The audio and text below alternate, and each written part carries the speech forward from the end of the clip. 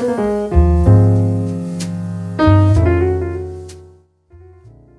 everyone, welcome back to another video, and in today's video, whilst I paint this new print kind of watercolor painting I did a couple weeks back, I thought I'd have a little chat with you guys about finding my art style.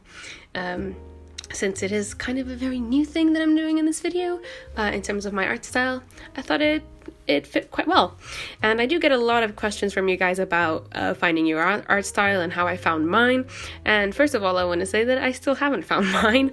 I am still yet searching it, because I am a person, I get a lot of ideas. My brain never shuts off, which is not in a good way at all, by the way. It's like I don't even sleep at night because my brain's just like constantly producing ideas and themes and concepts and styles and stuff that I want to try out, and then I can never pick one, and I never have enough time to actually do all these things that I think of, and it's quite annoying. And it's the thing that I think fuels this is the fact that I follow a lot of my favorite artists, as most of us do, if not all of us, and I am a very inspired person, so I see a lot of art on a daily basis, and I get basically flooded with inspiration every day, and on top of that, my own ideas and concepts and stuff. So it's a lot of stuff that I want to try out and no time, and then when I do actually try out these things, it is so many different styles, so many different ways of working, different colors, and everything that I'm trying on a daily basis, that then kind of doesn't really help me in finding my style because I'm trying so many things across the spectrum. And this kind of happens with my media as well. I'm kind of all over the place with media. I have been recently really loving doing watercolor paintings again. I refound my love, and also digital art. I recently got into it, so right now it's pretty much a whole mess of media, because I will have different preferred medias for different like jobs. So whenever I'm doing like landscapes and backgrounds and stuff, gouache is like forever my babe. Like I love it so much for that. But when it's like more realistic and portrait kind of stuff, watercolor has proven to be my best friend. And yet again, I love so many different mediums and materials and everything. I love ink, I love ballpoint pen sketches, I love simple pencil on paper. I just love a lot of different things, and it's kind of hard to figure out which of these mediums is my kind of branding, so to say. No, that's not the right word, but that's the only word I can come up with. But to give you an example, many artists have their own like speciality medium, so they have the medium that they use the most and that they're known for, and I just feel like I'm never gonna have one of those because I just love kind of all types of art, and it's I feel like that's fine. Like I've come to the realization that it's completely okay to not have a style, especially at the moment, because I am still really young and I'm still finding my art style, but I've become a person in my search for my art style. I've become a lot less negative about my work. I've recently been a lot more happy with the stuff I've been producing, which is really good and it's really healthy, because before I'd be like, I'd hate 9 out of 10 drawings I did, whereas now I love 9 out of 10 drawings I do. So that's quite cool, and I think a big step in that direction is just acknowledging that you don't have to be like the artists that inspire you. You don't have to be either consistent or draw in that medium or draw in that style or draw as much as that person or as consistently, because you are your own person. And I've been recently, grounding myself in that philosophy, if you will. And I've taken down the pressure that I felt of finding my style, because I've been all over the place in trying out different styles recently, because I wanted to try out different things and see if there was something that I'd been missing out on that I really love how to do. And this kind of happened because I've been recently really obsessed with Tricky Wagon when I found out about such, and I for a while was very inspired by her work and started drawing a lot like her work, her kind of character design, stuff like that. And after a while I realized that I did miss the way that I used to draw before that, and I've kind of reverted back to that. But it's a learning curve, you know, like you try out different things and you realize what you like from each style and what you don't, and then it kind of all at the end just melts together into you, really. And this happens again through inspiration, trying different things, not being afraid of getting out of your comfort zone, because recently I've been trying to broaden my horizons a lot and broaden my spectrum of skill, really, in art. So I've been trying out a lot of mediums and just basically doing all the things, because that's the best way that you can learn. And it's been really helpful. It's been a really helpful journey, and I've been producing a lot of work that I'm really happy with, and I feel like I'm ever so much closer to finding the style that I love.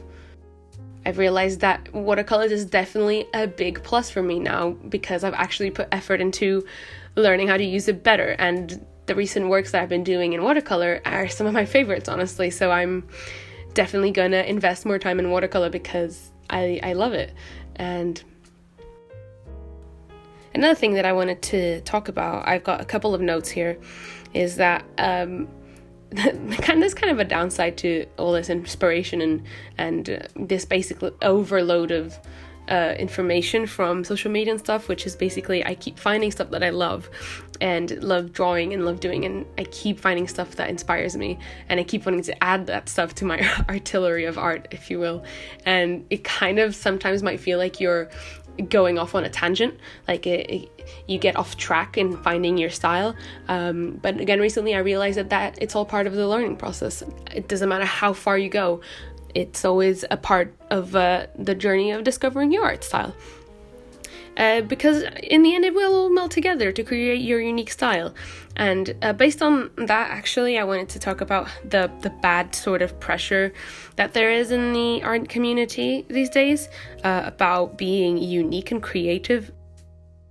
And I think that it's just the pressure has built up so much that people are actually afraid of creating and putting their work out there nowadays, because they feel like they're not unique enough or creative enough, or they don't stand out. And I think that that's really bad. I'm trying not to swear.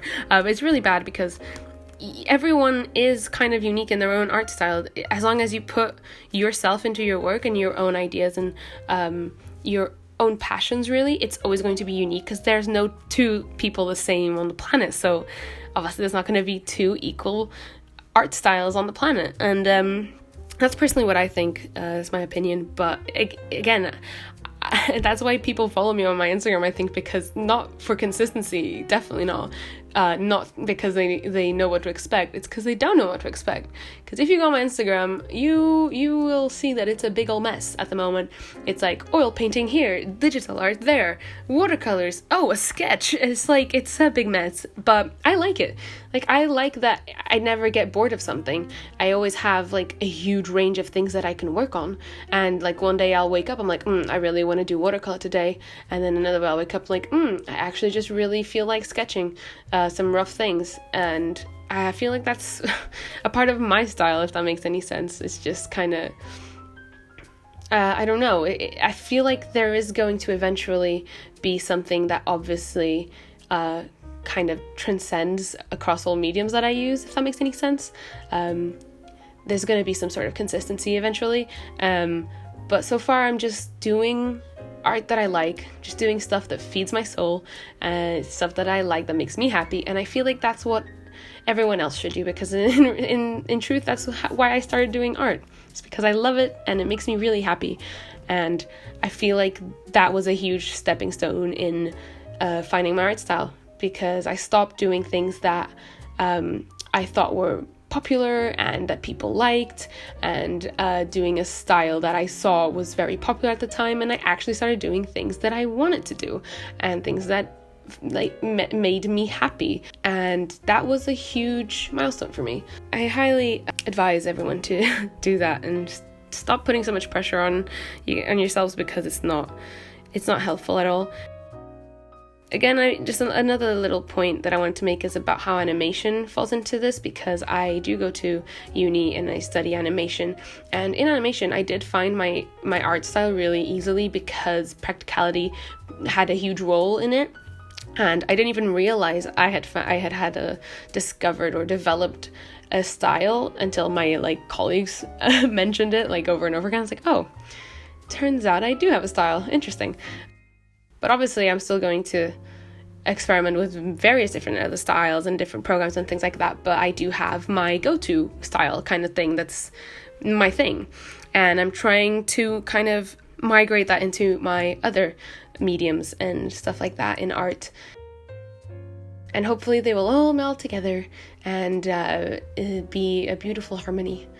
But so far I'm just doing what I like and waiting for my art self to develop into a full-grown baby. That was the weirdest metaphor I think I've ever said in my life, but yeah, I think just give time, because you can't just work up an art style overnight. It takes a lot of practice and a lot of trial and error, and I think that I'm still in the journey there, so I'm sorry that I didn't actually give you guys a proper answer in this video, but I'm still on that journey, so yeah, hopefully you guys will come on that journey with me.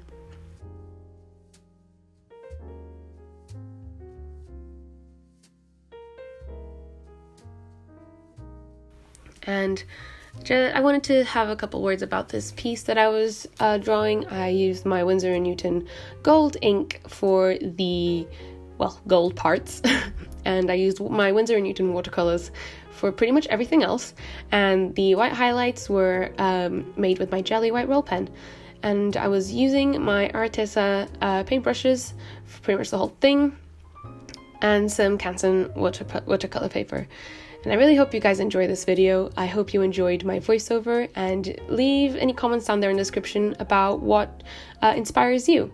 Thank you so much for watching, and I'll see you in my next video. Bye bye!